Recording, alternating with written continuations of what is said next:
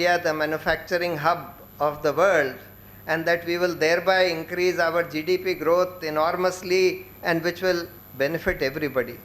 What people either they don't realize or understand is that that model is no longer viable.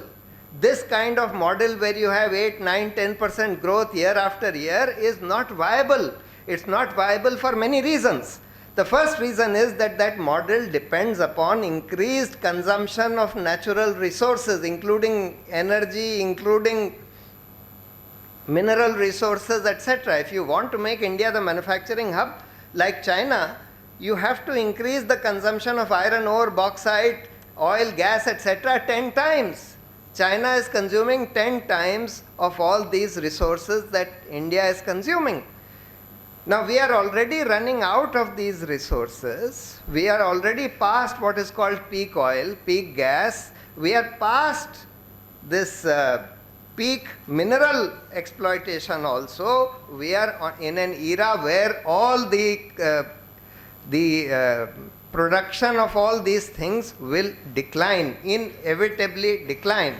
And therefore we cannot have a model which depends on its success on increasing consumption of these natural resources. Besides, we all know that we are into a very, very serious environmental crisis. The climate change problem is a huge problem confronting us.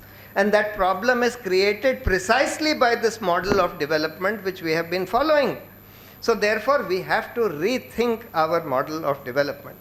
The first responsibility of young people in this country is to constantly question what is happening in society, to critically examine as to whether this model that we are following, not just blindly follow that model, not just try and get the best job that you can in this model, but try and understand where is this leading us, where is this leading our society, what is happening to economic inequality. One of the other problems that this model is creating is that it has led to huge inequalities. Several books have been written about this.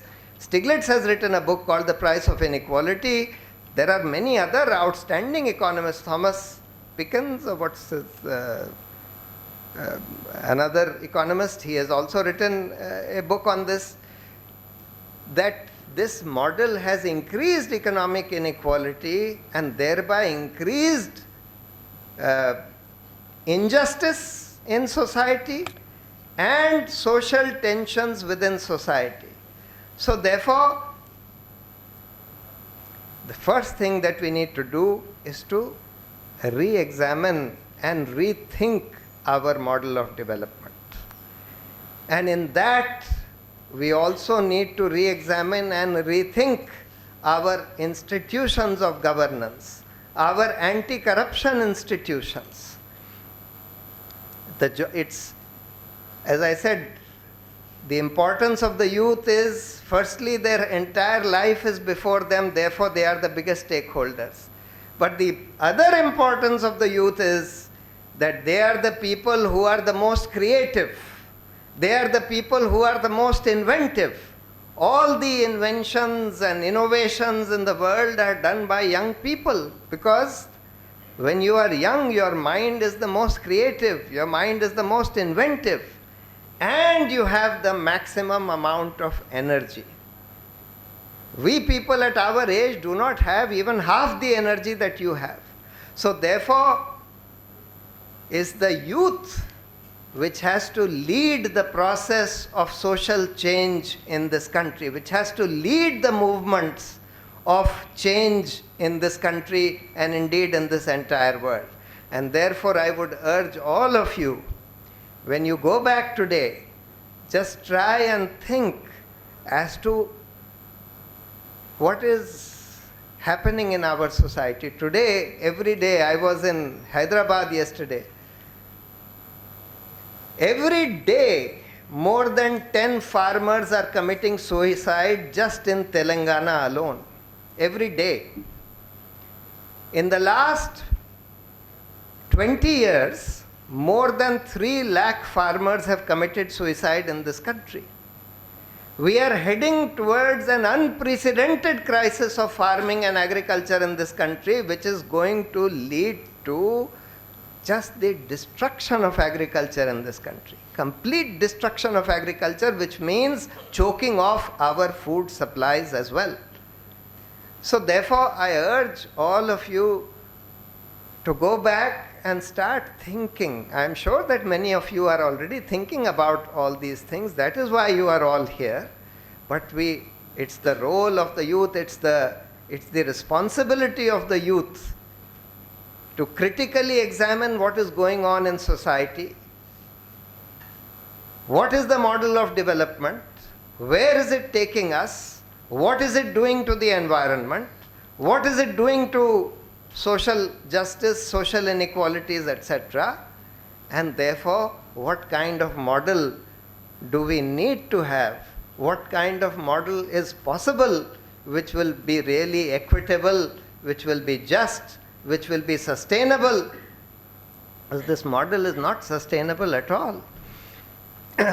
And therefore, what are the governance systems which will ensure that a just and sustainable model of development can be practiced in this country? What are those anti-corruption systems which need to be put in place? I have given you some of the thoughts that I have. My thoughts are all rooted in the past on the basis of my sort of understanding of things.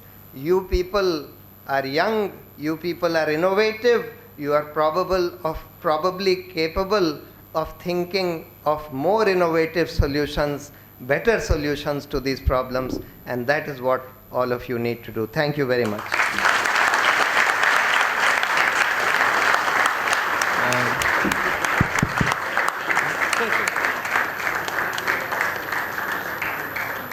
We open the floor to questions right now. We'll be taking a maximum of 5 questions due to lack of time. Thanks a lot.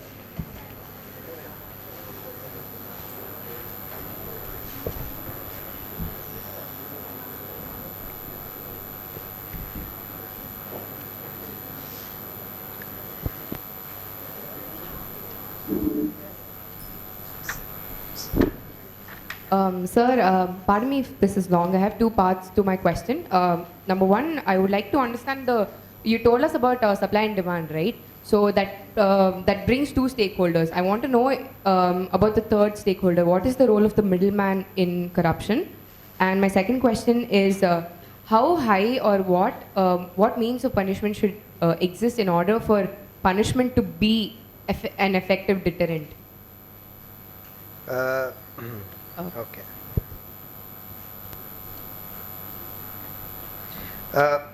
Let me answer one by one. See, a middleman is actually a middleman in the sense that middlemen are middlemen for the public authority or for the public servant, as well as a middleman for the company. Usually companies are involved in these acts of corruption. So they are acting as middlemen for both of these. They are equally guilty of corruption. They are in fact under the criminal law they would be called abettors of corruption, and therefore they are liable to be punished at least to the extent of half of the punishment that can be given to the principal actors. Principal actors are the persons who eventually give the bribes and the person who eventually take the bribes. The punishment, you see, under the Prevention of Corruption Act, one of the good things about the Prevention of Corruption Act is that it does have a reasonably adequate punishment. The only problem is that punishment is not being given because the whole system has collapsed. Investigation doesn't take place, and thereafter trial doesn't take place, and therefore the persons don't get punished. There is one weakness in the Prevention of Corruption Act which needs to be remedied. It doesn't deal with conflicts of interest. One of the major problems that we are having today is that public servants who are dealing with the cases of particular companies, etc., are thereafter taking up jobs with those same companies after retirement. And therefore, that places them in a position of conflict of interest. Actually, we had the occasion to, we did a People's Tribunal on the functioning of the World Bank, IMF, and its impact on policies in India. And in that, one of the conclusions was that most of the policies recommended by the World Bank and IMF, not all, but most, have not been in public interest. Or at least many of the policies recommended by them have not been in public interest. And yet, the experience has shown that Indian public servants just blindly follow anything that the World Bank and the IMF tells us to do. If they say privatize water, we will privatize water supply. So, I had presented a short paper in that People's Tribunal on the revolving door of the World Bank, IMF. So, I tried to study who are the people who decide these policies. So you have the finance secretary, you have the chief economic advisor, you have the chairman of the Reserve Bank, and so on. So there are these 4 or 5 people who decide. And then I tried to see how many of them had had jobs with the World Bank or the IMF just prior, while they were in service, or immediately after retirement. And I found that vast majority of them, virtually all of them, about 80% of them had had jobs with the World Bank or the IMF. And in the World Bank or IMF, one of my cousins who was an IAS officer, she told me that it's the dream of every civil servant, who, particularly one who is posted in the finance ministry at any point of time, to get a job with the World Bank or the IMF, especially an honest civil servant. Because in 1 year with the World Bank or IMF, you save more money than you have saved in your entire career. So therefore, it's a great attraction. And therefore, when you are, say, finance secretary and the World Bank says privatize water, and you know that you are retiring next year and you are hankering for a World Bank job after retirement, then you would naturally be sort of induced to follow what they say.